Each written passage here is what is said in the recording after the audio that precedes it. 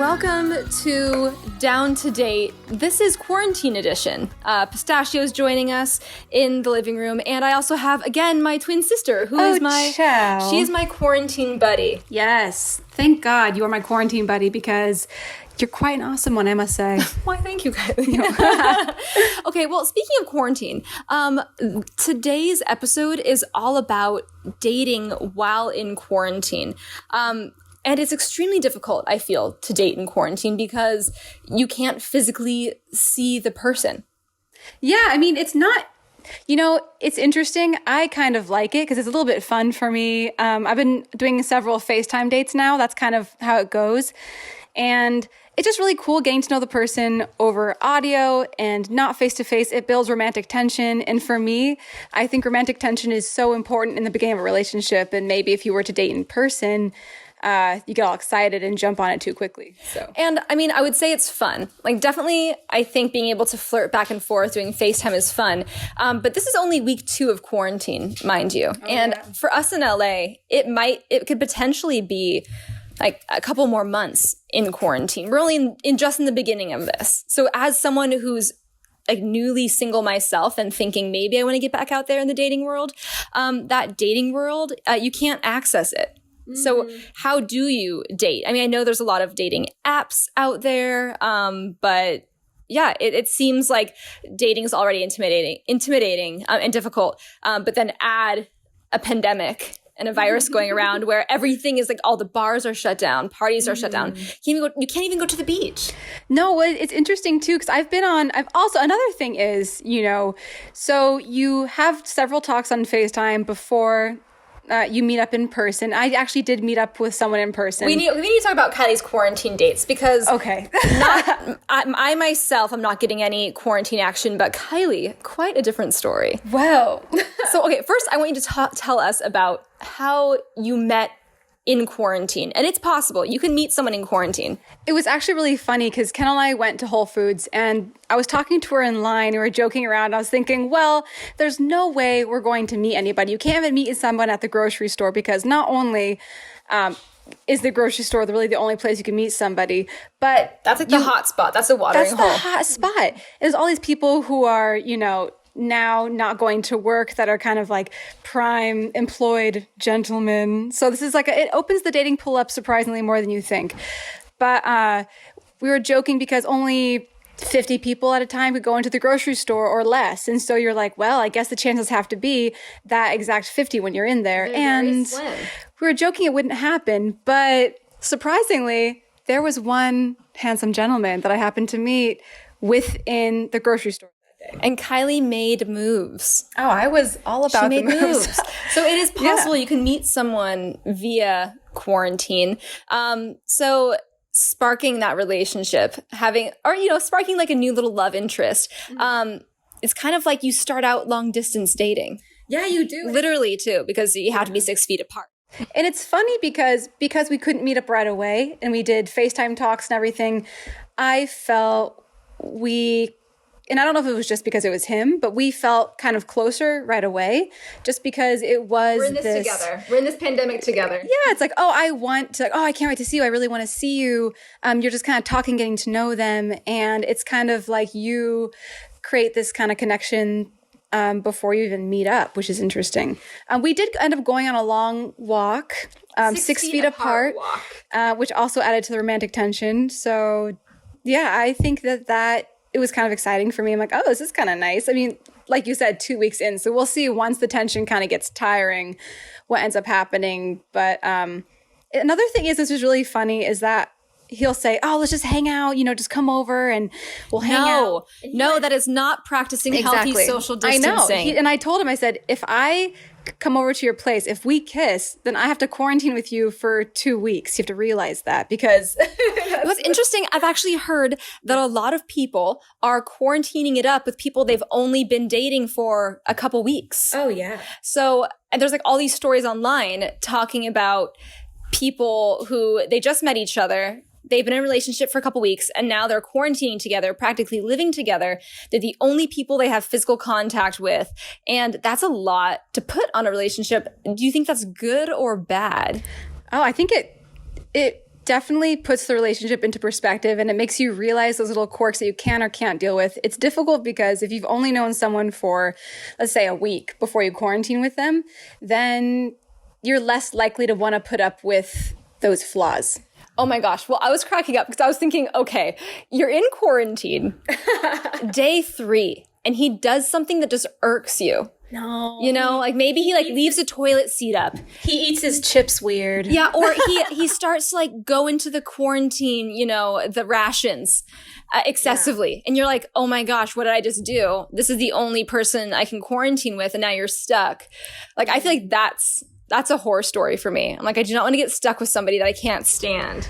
Yeah. Well, I mean, I guess you find out real quick what you can and can't take out of that person. And you could always break quarantine. It's better to be alone than to be quarantined with a lame-o, I think, personally. And honestly, if you do start a relationship in quarantine because you can't physically see them and there's not really access to physical places where you'd normally meet up, it's like long distance. So you have to go through, I mean, this is technically if I did meet someone. It's kind of romantic in a way. It's kind of romantic. It is. It's kind of fun. It's kind of romantic. I'm having a fun time with it.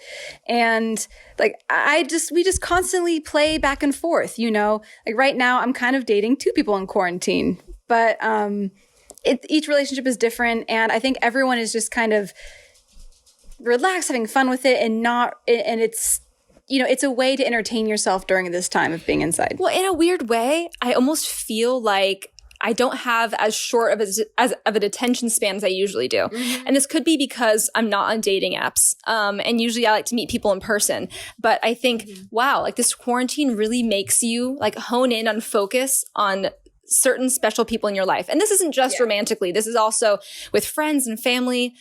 Some people are just calling you that they haven't talked to you in a while, and they're asking how you are. I do love the increase in FaceTime calls. Yes. I really do, because it kind of gives you like more quality time with that person, and people check in on each other because they have time to. And I think through this, we've gotten closer with a lot of our friends, a lot of people in general. And I think like it goes for the dating world. Like I feel like I really care about the people I'm talking to, and I really want to get to know them. And it's like they're a friend now. It's not just so much like, oh, you're a sexy conquest. Like you're my friend now because we're getting to know each other. Well, there's fear. I mean, there's fear in any pandemic or anything that goes around. So I feel like that collected fear and that support with each other kind of brings out wanting to be there for each other. And in a way, relationships do get closer. Yeah. And so, I mean, starting a relationship in a pandemic might be the best recipe for a lasting relationship, honestly. Yeah. I mean, there's people without quarantine that fall in love and get married within a year. So I feel like I said, quarantine is going to heighten those emotions and make you realize what is actually meant to pass sooner than later. Yeah. No. Well, okay. So now that there is the whole quarantine world going on, dating apps, I'm sure they're just popping right now. Oh, I'm really curious. I haven't really been on too many dating apps, but I wonder if people are even bothering now. Yeah, because the people who go on dating apps just to hook up, I mean, you can't just hook up anymore. You have like maybe it's a source of entertainment and you can just talk for a little bit, but basically it's all about the emotional. It's all about the conversations. And I find myself too just wanting to be flirted with, just wanting to have a fun conversation, just wanting to feel like sexy for a little bit. And I think that when you go on these dating apps, you want to have like a fun, flirty conversation. So it's not necessarily to get in someone's pants. It's just to just feel that side of you again. Oh my God. I can't tell you how many conversations I've had with my friends where everybody is so horny right now. Oh, it's big. It's almost as if like maybe you're not sleeping with people. Maybe you're not being physical, but the thought of like not being able to almost makes it so it's desired that much more. It's a Romeo and Juliet world out there right now. I will tell you. You can literally meet up and then it can cause you to get sick and that could spread to other people. I mean, that's forbidden lovers. That's the forbidden love. It's the ultimate forbidden love. So I think it kind of brings out the passion in people. Oh, it does. Is what I've been noticing. I've had guys say to me, well, yeah, just come and stay with me for 2 weeks. I'm like, what guy? I mean, okay, I'm not trying to generalize all men, but in what way, like meeting in the beginning of a relationship, do you ever have a guy say, yeah, just be with me for 2 weeks? Like that almost feels like something that guys would usually run away from. I mean, and girls as well, you know. It's companionship. I think it's the need for companionship. And I think people are recognizing, wow, like I didn't realize how much being around people meant to me. Yeah, there's definitely value in connection right now, which I think is a beautiful thing. And I think that's one beautiful thing that we are going to get from this. I mean, we have happy hour stoop time with our neighbors from a distance. Yes, 6 feet apart, happy hour stoop time. Yes. And we sit on our stoop and just talk to people, talk to each other, and drink a beer or drink a glass of wine. And we're just sitting there looking around Kendall's street and realizing, wow, this is such a nice community. I feel a sense of community that I haven't felt in a long time because everyone's on their phones, usually running from A to B, and now there's no B to run to. Exactly. You're pretty much, and everyone's always going to be home, right? Yeah. There's no one saying, like, oh, I can't do a FaceTime because I have to do this or I have to do that. It's like, we know you're at home, you know? So I feel like that accountability allows people to be more, you know, just there and present as well. Yeah, we're allowed to be there right now. We're allowed to sink into people. We're allowed to be there. We're allowed to have those discussions that aren't rushed by brunch with a client, you know? And like, I feel like I've spent a lot of time with you, especially chatting with you, dancing with you, hanging out, we cook every single day together. And it's proven that if you with our canned goods, it's proven that if you cook together, it creates bond and connection and conversation and deeper relationships. So that's a huge thing too that I'm sure a lot of families and relationships are experiencing right now. Yeah. One thing I want to talk about is if you do find a connection with somebody, the new date is FaceTime. Kylie, you have been on a couple FaceTime dates. So break down what a FaceTime date is and how do you master the FaceTime date? Because Kylie, I would say, is a FaceTime date pro by now. Oh, wow. Well, I never considered myself a FaceTime date pro, but this is definitely feeling really good. I really love FaceTime dates. First, big important rule is natural lighting. Natural lighting. You need to find a big window to have natural lighting flow in to show you a real beauty. Honestly, I feel like all of us, we do stories on Instagram. We, you know, do FaceTime with other people. Window lighting is essential. It's so essential. It is essential. So I would say FaceTime during the day. Always during the day. Always during the day. Save the sultry text messages for nighttime. FaceTime, get to know the person during the day. Okay. Yeah. And then, so how do you feel like you can establish a stronger connection because you can't see the person in person? So how is FaceTime? It almost feels like there's like that barrier of not being in person. Well, the good thing is because of that barrier, you don't rely on cute looks, kissing, touching. For me, I'm very physical and I love to touch and kiss and like hold the hand and just look into each other's eyes and have awkward silence. I think that's really wonderful on an in-person date, but on FaceTime, it's almost as if you're kind of provoked to ask more questions. You know, you like have little inside jokes. And also we have a huge topic to relate to, which is the coronavirus. So we can all talk about how we're living, how we're taking it, what odd hobbies are coming up, what fun little activities are we doing, what do we have time for now? And I think it's actually, in general, a lot of people are realizing what they want to sink into, what they want to spend time on. And that's a huge conversation starter. That's a huge thing that breaks the ice. And I realize that that's a big thing that's broken the ice with the people I've been dating. Well, you're stripped of a lot of people are stripped of their jobs. A lot of people are stripped of their daily routine. You have to create a new normalcy and a new daily routine. And I think we can all relate and connect with that. But another thing you were saying, I feel like because you can't have that physical touch, like I can't like physically touch you or kiss you, you have to fill the space with conversation. You do. And I feel like for those of us, I mean, I'm a very physical person, you know, and I feel like having to have those kinds of conversations, it takes away the stress of being physical. I mean, maybe on a first date. And then it also allows you to like really dive deep and have those conversations. Yeah, it almost takes away, I just feel like it being physical, it's kind of, there's a layer for women, just for me as a woman speaking, a layer of respect that I'm like, what layer of is it not respecting myself to go a certain level with intimacy, with touch, with being physical? Do I kiss on the first date? There is a layer of like, what am I saying about myself through expressing myself that way. So FaceTime takes that away completely. It takes it away. You can't be with them physically at all.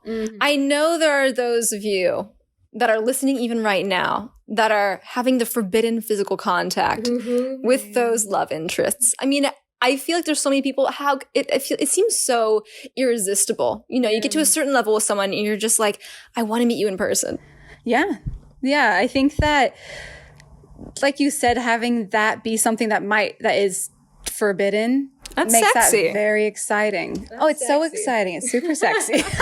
Okay. Also, people have been talking about how this is going to be a baby boom. There's going to be a baby boom after this. Oh, if you're in a relationship, everyone's getting it on right now. They're getting it except on. for me and Kylie.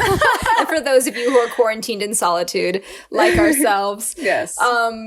But it's interesting because I feel like there aren't a lot of distractions. So I'm really curious to see, are relationships going to get stronger because of this? Are there going to be a lot of breakups because of this? And if you do break up, how are you going to handle it during quarantine? Yeah. You know? Yeah. So there's going to be so many elements. This is something that we've never experienced before. No.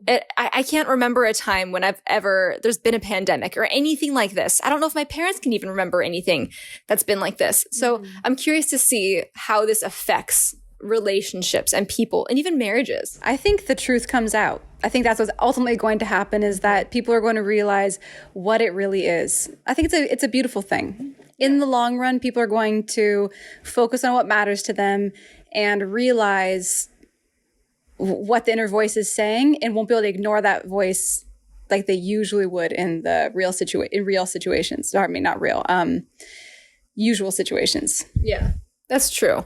I mean, man, and I can only imagine all the organizations that have to do with dating.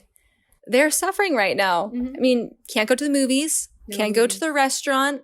No sharing a soda. No sharing a soda at the movie theater. Popcorn sharing. No popcorn sharing. I mean, but if you think about it. Oh, Netflix and chill is doing wonders right now. Netflix and chill is doing wonders. I feel like you can't. Yeah, Netflix and chill for 2 weeks.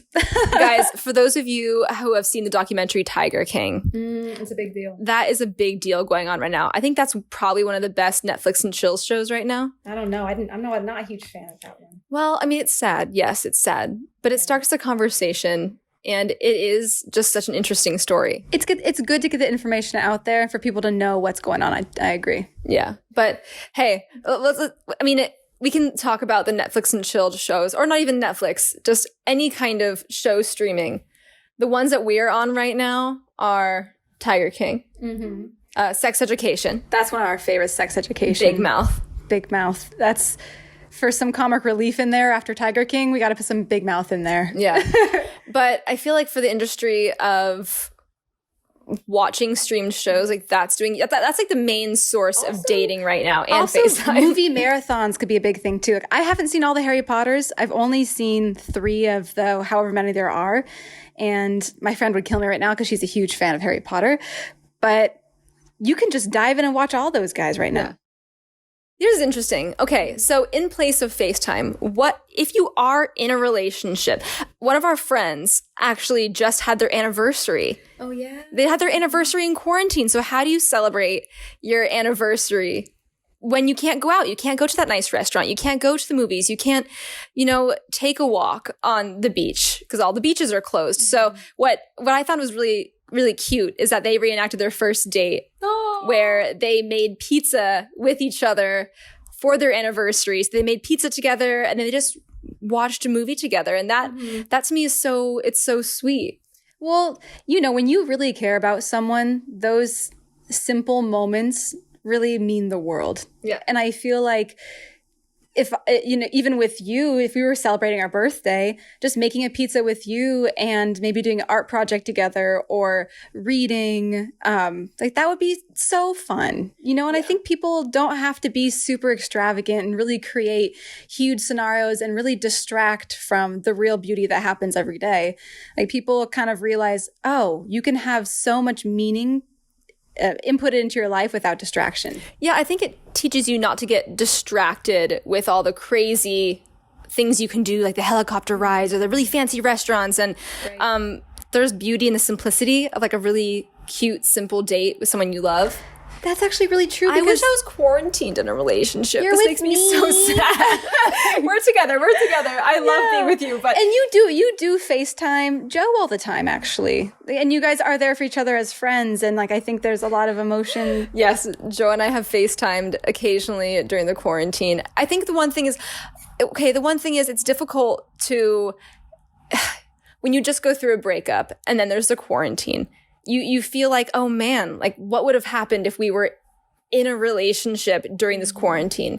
And you start to think, I could be that safety for you, you could be that safety for me. And to not have that, it makes going through a breakup that much more difficult. Yeah, that makes sense. It does. I know a couple friends who are going through breakups right now during the quarantine. And a handful. I feel like at least a handful of our friends have broken up before quarantine, at least 5 different people. So yeah, exactly. It's interesting to kind of feel out how that goes. And I've been kind of listening on like your guys' conversations and how it feels to, you know, have that love and then all of a sudden kind of be so independent during this time with no distractions.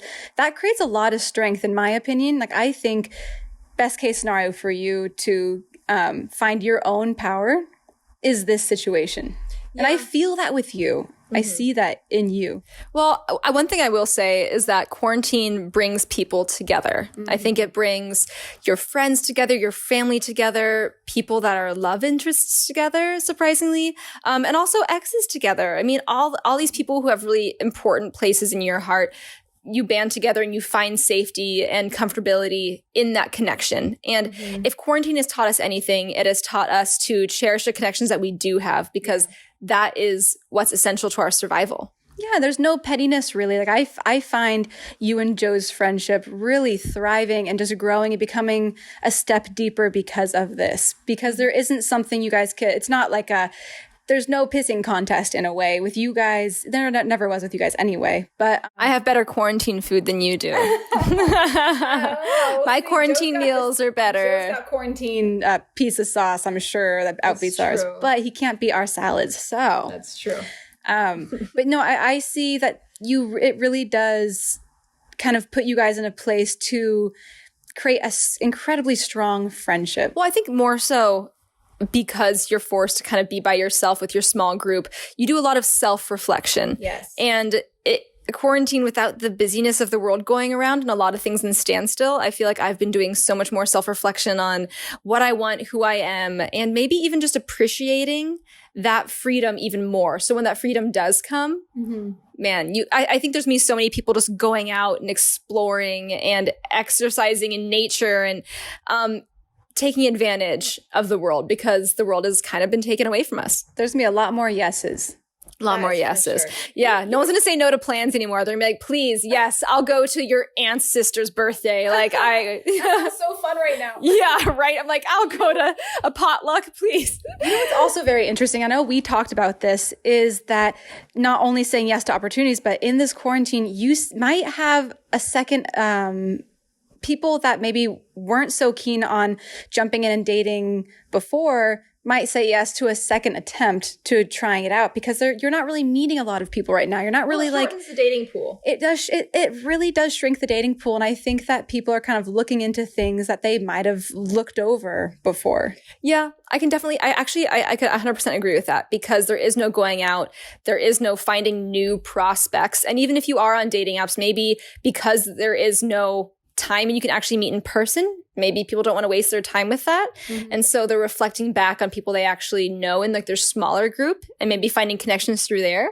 So I'm interested to see how that statistic plays out throughout the quarantine as well. Yeah, people are taking time with each other again. And I think that, it's definitely a big perspective for me, because I'm the kind of person that might jump a little quickly sometimes. So I've been able to sink into certain people and really dive into who they are. And like I said, like focus on friendship first without intimacy. And it's been really eye-opening, and I've really enjoyed it so far.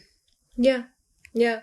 So, I mean, before we end our podcast today, everyone, please be safe. And although it's a temptation to go out to socialize, practice social distancing.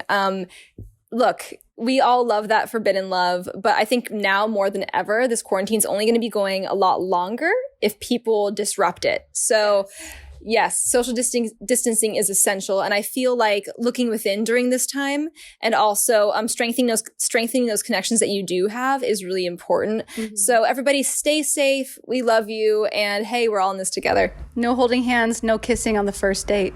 Yeah, especially in quarantine. Or second or third. FaceTime all you want. FaceTime all you want. No actual physical touch. Virtual kisses. Virtual kisses. All right, virtual kisses to you guys. Thank you for watching Down to Date. Make sure you guys rate, review, subscribe, and we'll see you guys next week.